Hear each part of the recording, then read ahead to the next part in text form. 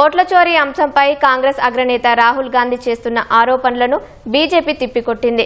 దేశ ప్రజాస్వామ్యాన్ని బలహీనపరిచేందుకు రాహుల్ ఉద్దేశపూర్వకంగా ప్రయత్నిస్తున్నారని బీజేపీ సీనియర్ నేత రవిశంకర్ ప్రసాద్ విమర్శించారు. పట్నాలో మీడియా సమావేశం నిర్వహించిన ఆయన రాహుల్ ఆరోపణలను తోసిపుచ్చారు. రాహుల్ గాంధీ దేశంలో అరాచకం సృష్టించేందుకు, ప్రజాస్వామ్యాన్ని బలహీనపరిచేందుకు క్రమబద్ధంగా ఉద్దేశపూర్వకంగా ఆయన ప్రయత్నిస్తున్నారని రవిశంకర్ ప్రసాద్ ధ్వజమెత్తారు. రాహుల్ ఎక్స్ పోస్టును ప్రస్తావించిన ఆయన ప్రతిపక్ష నేత పదే పదే కేంద్ర ప్రభుత్వంతో పాటు రాజ్యాంగ సంస్థలపై అసత్య, నిరాధార ఆరోపణలు చేస్తున్నారని మండిపడ్డారు.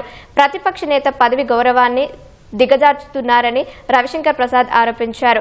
అర్బన్ నక్సల్స్ భాషలో మాట్లాడతారనే విషయాన్ని రాహుల్ నిరూపించారని మహారాష్ట్ర సీఎం దేవేంద్ర ఫడ్నవీస్ అన్నారు. నేపాల్ తరహాలో దేశంలో అత్యుద్ధం జరగాలని రెచ్చగొట్టే వ్యాఖ్యలు చేస్తున్నారని ఆయన మండిపడ్డారు.